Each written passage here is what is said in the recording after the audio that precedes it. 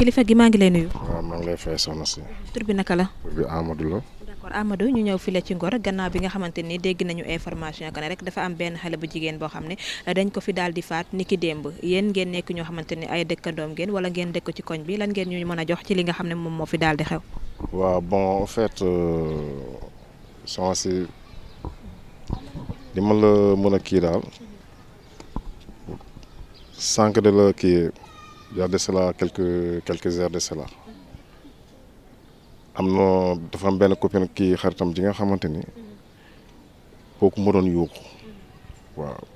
bon à travers les cris xam nga léegi si la dëkkandoo yi génn bon au fait ñëw daal di laaj ñu ne bon lii moo fi xew daal xam nga ndax si dafa ànd na ak benn xam ma je ne sais pas xaw ma lan après ci la affaire bi amee effectivement oui waaw il paraît que fii lañ ko kii ci biir kër gi waaw bien sûr bon je ne sais pas comme que en ce moment les gens dormaient quoi en fait waaw mais à travers les cris daal xam nga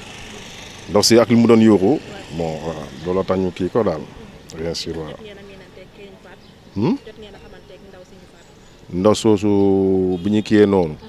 bon peut-être bon d'après les rumeurs jotuñu bon xamantewuñu mais bon au fait xam nga fii c'est un appartement meublé waaw tu as vu bon ci la ma gars yi ne diw fii la dëkkoon ainsi de suite waaw mais jotuñu xamante non jotuñu. d'accord ndax mbir yu mel nii c'est la première fois muy am fii ci seen koñ bi wala. bon waaw c'est la première fois muy am fii c'est la première fois muy am mais tout ce qu'on a besoin daal mooy la sécurité. waaw gars yi dañuy taxaw ci côté sécurité bi surtout waaw ci côté sécurité bi bon en fait sécurité bi xaw na des oui xeex na si ba sonn waaw mais xaw na des quoi et puis y a de ces détails foo ñu lijjante ko en fait dans les cités comme ça xam nga voilà c'est ça.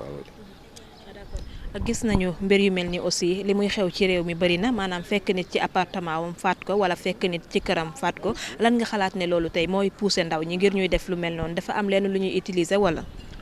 surtout waaw ce que je vois surtout y a de ces trucs yoo nga xamante ni foo ñu lijjante ko am na détails yoo nga xamante ni soxna si jeunesse bi dafa yàqu y a trop de malfaiteurs trop de malfaiteurs des agresseurs xam nga dafa bëri ay nit façon c'est-à-dire pas sécurité bi kese mais y a certaines choses aussi foo ñu lijjante ko quoi bon pour moi personnellement peut-être nit ku ànd ak sagoom dëgg-dëgg am na gestion yoo nga xamante ni du ko def waaw nit ku ànd ak sagoom am na gestion yoo nga xamante ni du ko def waaw lii dafa war a jeex ci maanaam ci kii bi daal waa ci réew mi oui en tout cas à la gendarmerie c'est-à-dire que ça soit la police ou la gendarmerie bés bu gars yi jël décision ba jox ñu autorisation ji nga xamante ni pour ñu sécuriser le secteur incha allah dinañ ko def on fera le maximum de nous-mêmes dinañ ko gérer incha allah. bon en fait y a trop de rumeurs xam nga genre bu amee bon waa rumeurs yi day bëri caabi donc doo xam exactement nu mu fa demee peut-être ceux qui étaient sur le lieu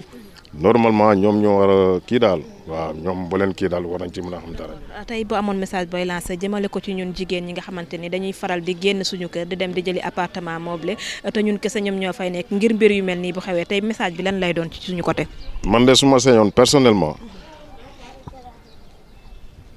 yooyu dañ ko war a arrêter